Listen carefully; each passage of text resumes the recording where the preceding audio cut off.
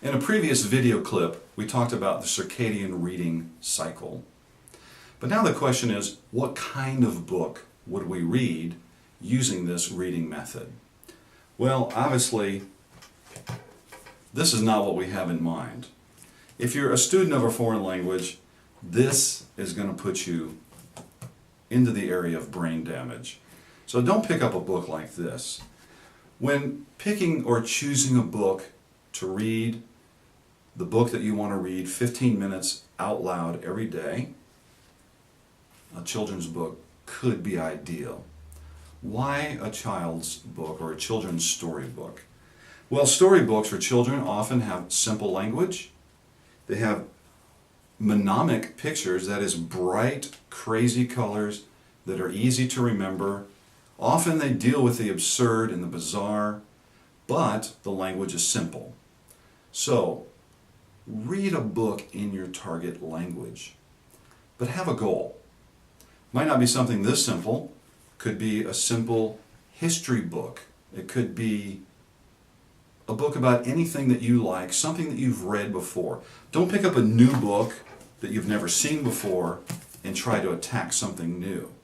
Pick a book that you like. The idea is you're going to read that same book over and over and over again. Why? Because these books that you like and that you're familiar with have that key word, familiarity. If it's a book you enjoy reading, you'll enjoy reading it in your target language. So as an example, when I was studying Spanish, I took a children's book and I read it about 5, 6, or 10 times.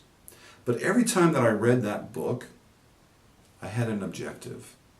I remember the first time I was trying to get this, what they call the reflexive, se habla, se baña.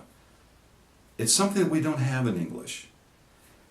It took me a year to really absorb this concept, se habla, se baña. I wash myself, se baña. So when I went through the book, I highlighted it with a yellow marker. The second time I read the book, I had a different objective. Perhaps it was the future tense. I marked that with an orange marker. The third time I read the book, I had a different objective. I think it was the conditional tense. Mark that in a different way. Now the beauty of this, every time I reread the book, even though I have a new objective, I'm reviewing the objectives that I had before. Simple books, simple sentence structures, simple grammar. Children's books are excellent. The vivid pictures are mnemonic devices. By having a goal, we're not just reading randomly. And by reading 10 to 15 minutes a day out loud, we're not overburdening our system with too much information squeezed into too little of a space of time. So read a book in your target language, but don't tackle something like this. Tackle something simple, and again, something you're familiar with, over and over again, 4 days in a row, the same reading material. You will start to absorb words, you will start to absorb grammar without studying grammar.